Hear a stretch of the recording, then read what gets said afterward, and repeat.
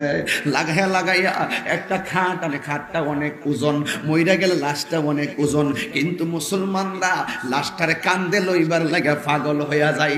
আল্লাহর হাবিব বলছেন, একটা লাশ যদি কারো কান্দের মধ্যে লইয়া যদি 40টা কদম দেয়, আল্লাহ রাব্বুল আলামিন তার 40টা কবিরা গুনাহ মাফ করে দেয়।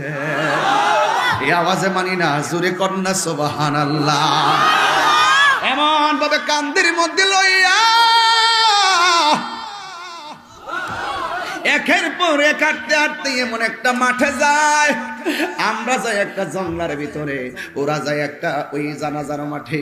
যাওয়ার পরে হাজার হাজার মানুষ লাইন ধরে দাঁড়ায়া কি সুন্দর কইরা মায়া কইরা বিদায় দে, আবার কান্দের মধ্যে কইরা নিয়ে যায় গুরুস্থানের ভিতরে।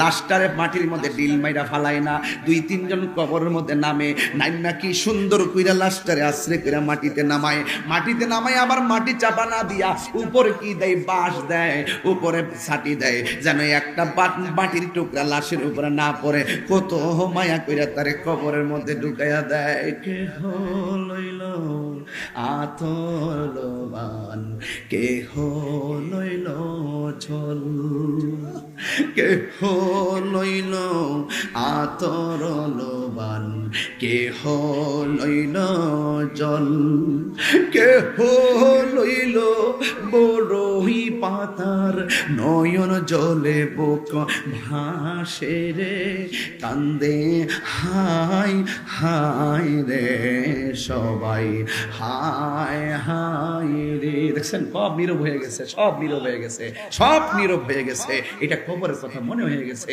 এই জন্য ওয়াজটা এখান থেকে ধরলাম। তাইলে ওলি আল্লাহ বুঝবেন কেন ওলি আল্লাহরা কবরের কথা শুনে রাত্রে ঘুমটা কেন হারাম করছে, এখন বুঝবেন। একটু বিনয় বিনয় আমার সঙ্গে মা বাপের চেহারা মনে করেন মিয়া, বাপের চেহারাটা মনে করেন মিয়া, দাদার চেহারাটা মনে করে করে কোন কে হইল আতর লোবান, কে হইল জল, কে হইল বড়ই পাতা নয়ন জলে বুক বাসে রে, কান্দে হায় হায় রে সবাই, হায় হায় কন্যা রে, কান্দে